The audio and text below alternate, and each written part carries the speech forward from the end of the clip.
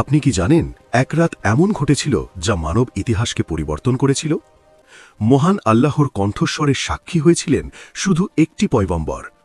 সূরা জিনের রহস্য কি শুধুই মানুষকে নয়, জিনকেও শিক্ষা দেয়। জিন জাতীয় আল্লাহর প্রতি বিশ্বাসের যোগ্য।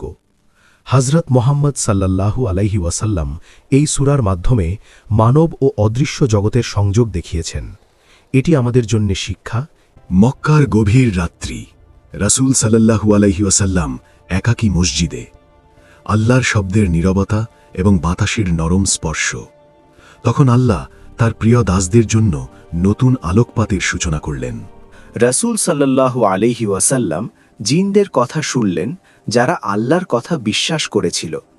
একটি অদৃশ্য রহস্যময় জাতি, যারা মানুষের চোখে অদৃশ্য কিন্তু আল্লাহর কাছে পরিচিত। জিনদের সতর্ক বার্তা।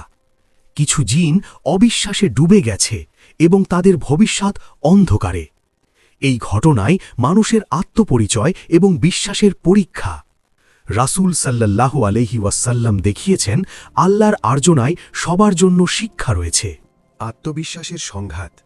রাসূল সাল্লাল্লাহু আলাইহি ওয়াসাল্লাম বললেন, যে আল্লাহর পথে চলবে সে কখনো হারাবে না।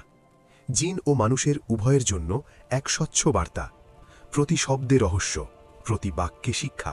আর তাই সূরা জিন আমাদের শেখায়, বিশ্বাস শুধুমাত্র মানুষের জন্য নয়, জীবনের প্রতিটি পরীক্ষা আল্লাহর স্মরণ এবং সততার মাধ্যমে জয় করা যায়। আজও আমাদের উচিত সতর্ক থাকা, বিশ্বাস দৃঢ় রাখা এবং আল্লাহর প্রতি ভরসা রাখা।